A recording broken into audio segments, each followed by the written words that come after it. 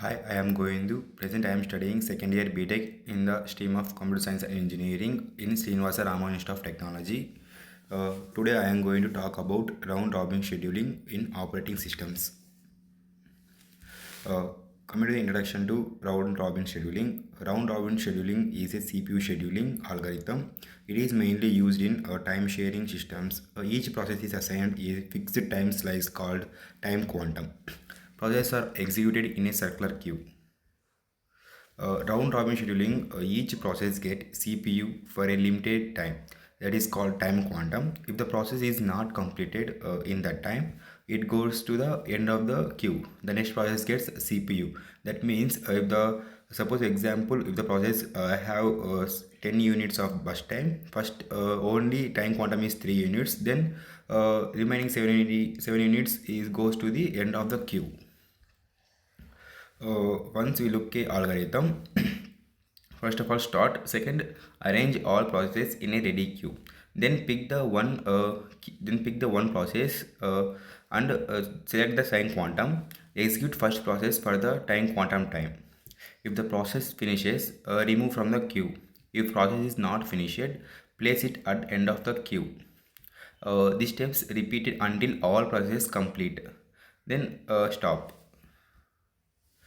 Suppose we can take an example of round robin scheduling process and bus time. Process P1 you have 10 bus time, process P2 have 5, process P3 have 8. Given time quantum is 3. Step by step execution. First round, process P1 executes for 3 units because only time quantum is 3 units. So we can in that 10 3 units executes, remaining is 7 units still not execute. So remaining is 7 units.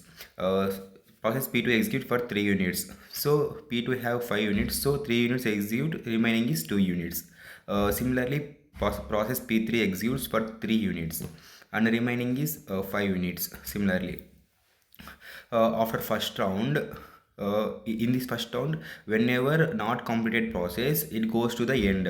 It is the main in this algorithm.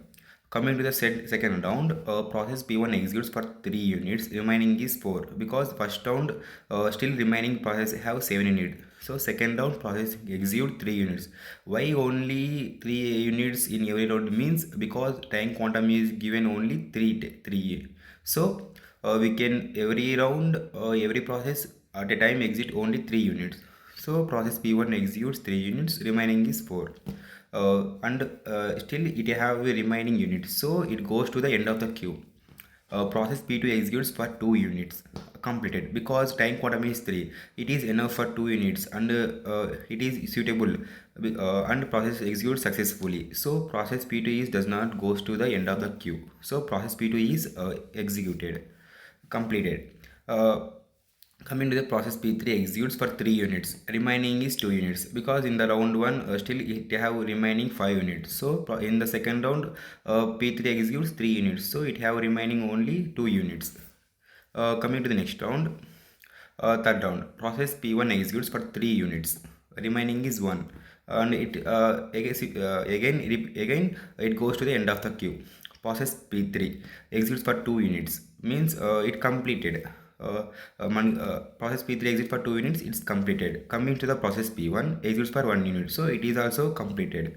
Total overall the execution out of the round robin scheduling is P1 to P2, P2 to P3, P3 to P1, P1 to P2, P2 to P3, P1 to P3, P3 to P1. This is the algorithm, and this is the example for round robin scheduling. In this process, everyone, if it is not completed in first round, it goes to the end of the queue.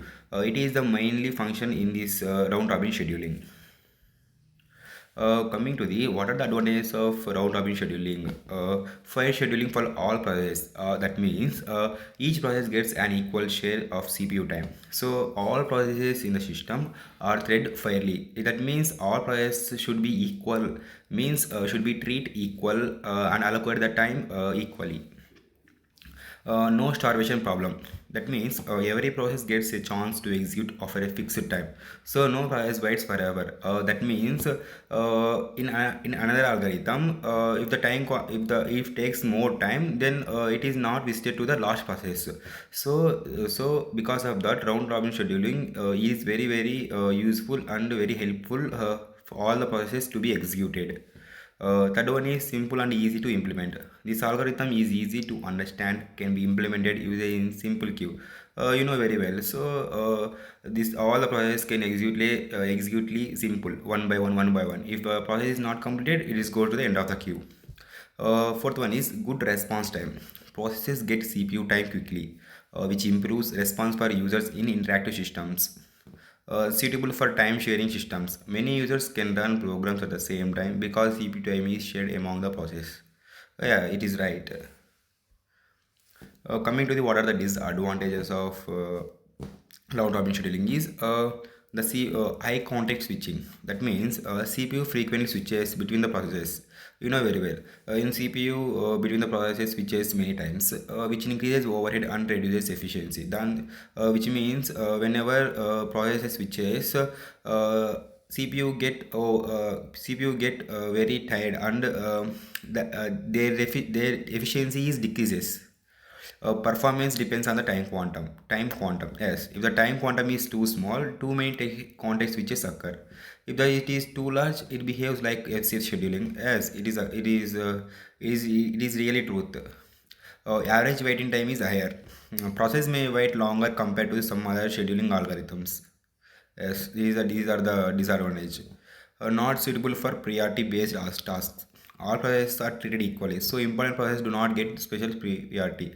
What is the meaning of this point is, if the process is very important, that means if the suppose process 3 is the high priority, but according to this scheduling, every process visited and every process executed equally to the time quantum. So whenever process p1 is not example that process p1 is not high priority, but it is executes the first, after go to the second and third. But in this example we have the p3 as the high priority, so in this case it is failed. So it is the main drawback of the round robin scheduling. Conclusion: round robin is a simple and fair. Yes, it is very well known. Every process get equal CPU time, widely used in time sharing operating systems.